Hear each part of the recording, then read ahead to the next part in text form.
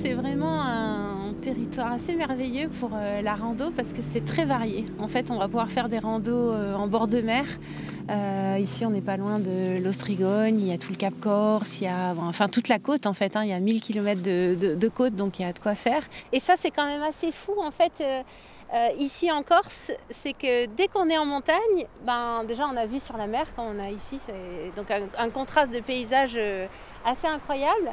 Et on voit l'Italie, les îles Toscanes, les Alpes.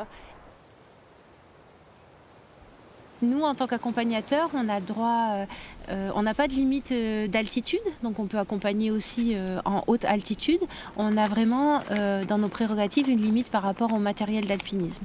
Et par contre, on peut travailler à toute saison de l'année, donc aussi bien en été sur du terrain rocheux, je dirais, ou en hiver sur la neige. Par rapport à la verticalité du terrain et à la qualité de la neige, on est vite dans le domaine des guides de haute montagne. On peut avoir des personnes très sportives avec l'accompagnement de séjours trail, des gens qui s'entraînent pour des courses d'envergure comme l'UTMB ou la Diagonale des Fous et qui vont venir s'entraîner sur des séjours spécifiques. Le trail fait partie des disciplines qu'on peut faire quand on est accompagnateur en montagne. Le trail, on va être sur une notion sportive où on va avoir une notion de distance, de temps, de dénivelé aussi qui va rentrer beaucoup plus en compte quand même que sur la randonnée.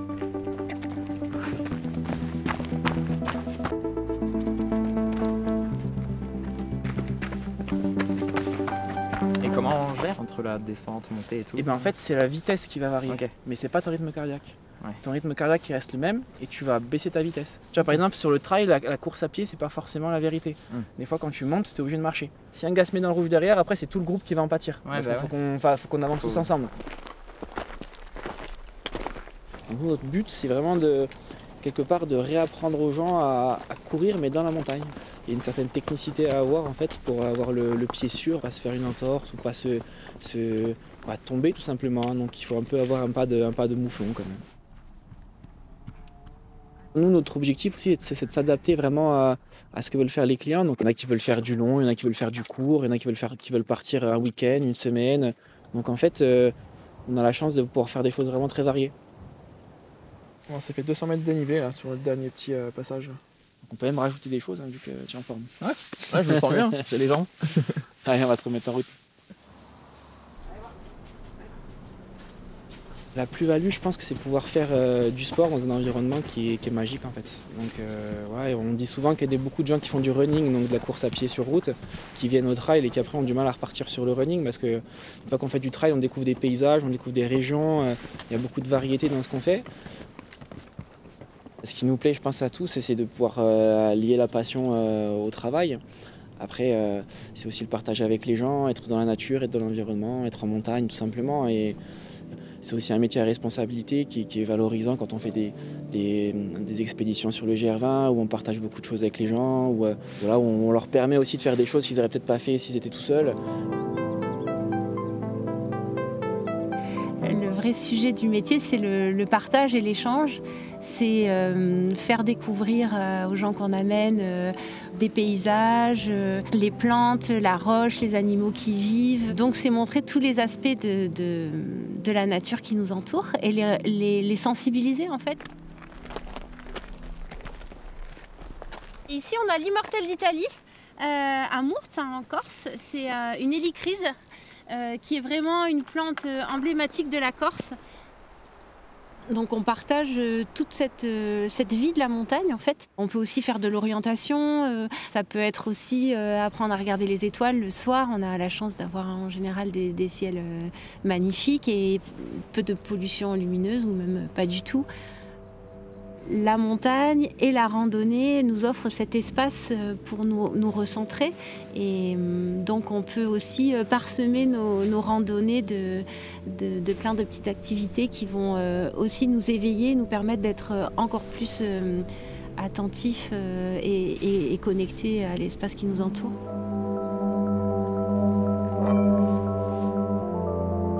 Dans la randonnée yoga, on peut parler de marche en conscience. Prendre conscience de soi, donc à un moment donné, effectivement, je vais me centrer sur moi sur ma respiration, etc. L'idée, c'est plus que de passer, c'est d'être à un endroit, de prendre le temps d'apprécier ce qui nous entoure.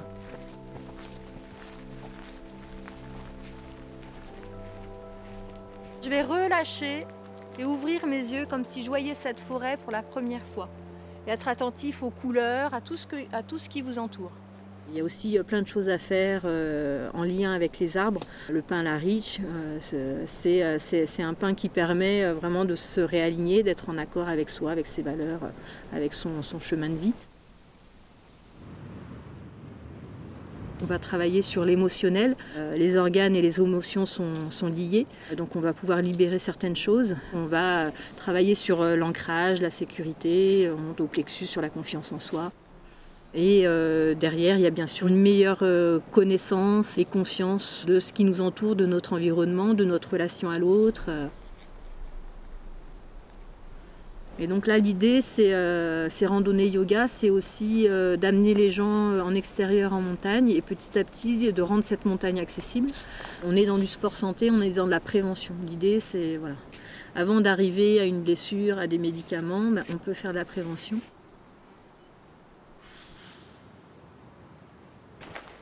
Les exercices et les groupes ils vont évoluer en fonction du public. On ira plus ou moins loin dans les explications ou dans les exercices, dans les enchaînements, en fonction des tensions, des blocages et aussi de l'avancée dans la pratique du yoga. C'est ça qui est bien dans le métier d'accompagnateur, c'est que chaque jour est différent, parce que vous allez avoir une randonnée différente, et chaque groupe est différent aussi. C'est vous qui décidez, vous êtes devant. C'est pas le guide qui décide, c'est celui qui est devant qui décide. Donc la Joëlette, elle a été conçue par un collègue accompagnateur en montagne, Joël Claudel, qui a mis son neveu myopathe au début dans une brouette et puis après il voulait l'emmener un peu plus loin sur les sentiers. L'idée, ça va être comment s'adapter pour que la personne puisse avoir accès à la montagne. Quelqu'un qui est en Joëlette, même si elle ne peut pas marcher, elle peut apprécier justement avec ses yeux, avec ses oreilles, tout ce qu'il y a autour. Voilà, c'est bon. Moi, je peux même retirer la Joëlette derrière. Non, ouais, c'est bon. En général, je demande aux personnes qui m'appellent pour faire une randonnée Joëlette, s'ils sont accompagnés, combien est-ce qu'ils sont dans le groupe, combien de personnes en Joëlette. L'idée, c'est que les personnes qui sont dans le groupe pour la randonnée s'impliquent dans le pilotage de la Joëlette. On peut parler d'équipage. Et moi, je parle de pilote aussi de Joëlette plutôt que de porteur, parce que l'idée, c'est vraiment d'utiliser ses jambes pour protéger son dos. C'est un peu physique dans les montées, un peu technique dans les descentes. On varie les plaisirs. Ouais, tu vois, Rémi, essaye de t'enlever quelques pierres. Des fois, devant, ça peut être bien, ça aussi. Chacun fait attention aux autres et on utilise vraiment l'aide les uns des autres. Parfois, c'est même la Joëlette qui va aider une personne à avancer parce qu'elle peut prendre appui dessus. Attention, on va reposer. Ce qui peut être une contrainte devient aussi un atout et pour moi un moteur aussi dans la dynamique de groupe et le fait que les gens fassent attention les uns aux autres. Ok, on change les pilotes ou on continue? Pour l'instant, ça va, je continue. Allez, c'est parti, Rémi, Agnès. La personne par exemple qui n'a pas été en fauteuil roulant, on va dire toute sa vie, des fois de faire le deuil du fait qu'on ne puisse plus marcher comme avant ou accéder à des endroits en montagne, c'est pas évident pour tout le monde. Et en plus, il faut faire confiance. Mais voilà, il faut aussi accepter qu'à un moment donné, je fais appel aux autres. Non, bah non, tant pis. Là, maintenant, tu te remets sur l'itinéraire, t'évites les cailloux. Hop, c'est parti, Rémi va revenir.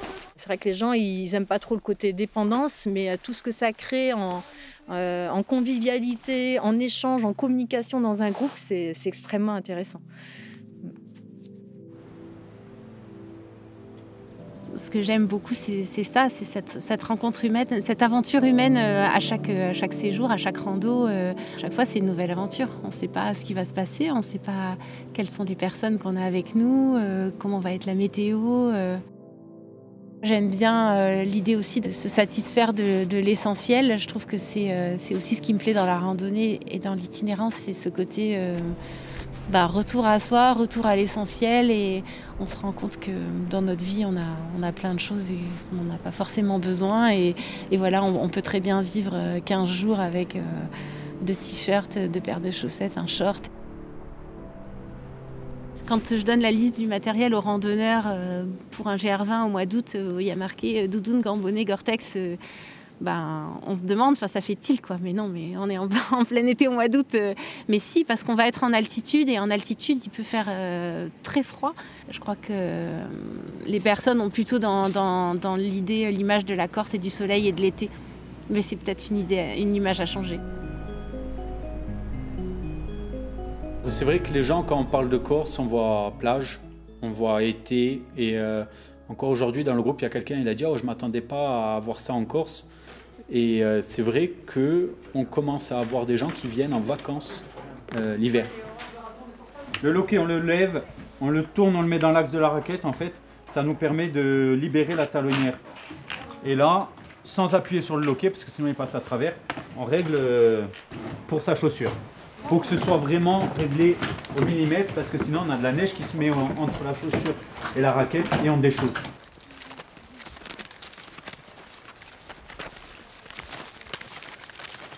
Alors la raquette, ça s'adresse vraiment à beaucoup de monde. Ça peut être très tranquille, comme ça peut être très sportif, un peu casse-cou quand on commence à courir dans la descente, à faire des glissades. Mais ouais, je pense que c'est un sport qui, contrairement, on va dire, au ski, au snowboard, c'est quelque chose qui a un éventail de clients beaucoup plus large.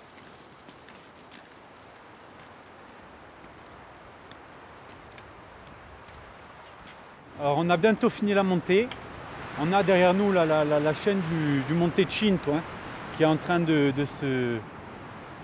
sortir des nuages. Il y a l'air d'avoir pas mal de vent là-haut. Mais on va pas tarder à le voir, là, 2700 mètres d'altitude.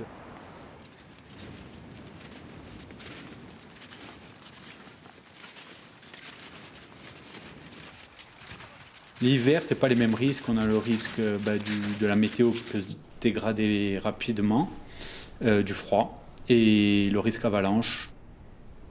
En hiver, c'est sûr que c'est mieux de partir à 2. Largement mieux, parce qu'au cas où il y ait un accident, il y a quelqu'un qui déclenche les secours. Ce qui est important, c'est qu'il y ait des gens qui sachent où on est. Il faut dire aux gens, je vais là-bas, je rentre à telle heure, voilà. On va descendre. Alors c'est super ludique la descente, c'est de la glisse.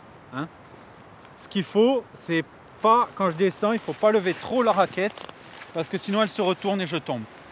Si je tombe, c'est rien. On se protège, on tombe sur le côté, c'est pas très grave. Et le but, c'est d'enchaîner un peu les pas. On est toujours en déséquilibre. Pour rattraper l'équilibre, on enchaîne le pas. Si vous faites qu'un pas et que vous glissez, vous n'allez pas vous amuser. Il faut essayer d'enchaîner un peu. Je vous montre comment on fait. Il faut y aller vite, hein. Et oui, je vous dis, il faut enchaîner. Ok. Plus vous essayez. Voilà, c'est très bien. Ouais, allez vite, Jeanne. Plus tu essayes de t'arrêter, plus tu...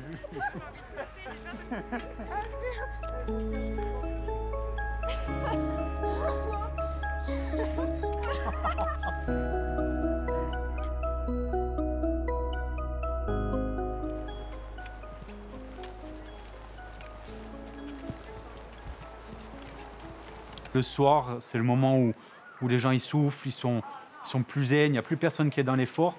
Donc ouais, je pense que c'est le moment où tout le monde est dans les meilleures dispositions pour profiter.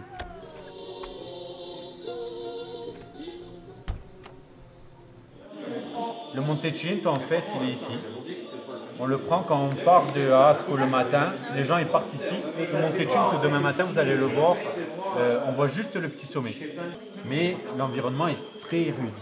Il faut grimper, escalader, c'est vraiment de l'alpinisme. Mais c'est dû à quoi, c'est différent? C'est parce que c'est une île? Vous voyez la Corse comme ça? Oui. Donc il y a 20 millions d'années, elle était raccrochée au continent avec la Sardaigne. Et ça, il y a eu une scission, en fait, ça s'est séparé. C'est arrivé au milieu de la Méditerranée. Le Cap Corse s'est formé à ce moment-là. Donc ça, c'est des roches qui sont beaucoup plus récentes, beaucoup moins montagneuses. Si vous montez au-dessus de Bastia, c'est moins rocheux, en fait. Bon, à part la Parisienne, est-ce qu'il y en a qui ont des grandes montagnes? Bah moi il y a les Pyrénées, mais bon, les je Pyrénées. vais pas... Et La dune du Pilat. voilà. Tu veux l'assiette creuse? Bah, Ils sont véganes. Végétaliens ils sont. C'est trop bon. C'est bon? Ouais, c'est très bon. C'est Louis qui a cuisiné. Hein. Si vous aimez, vous pouvez remercier Louis. Merci beaucoup. Merci Louis.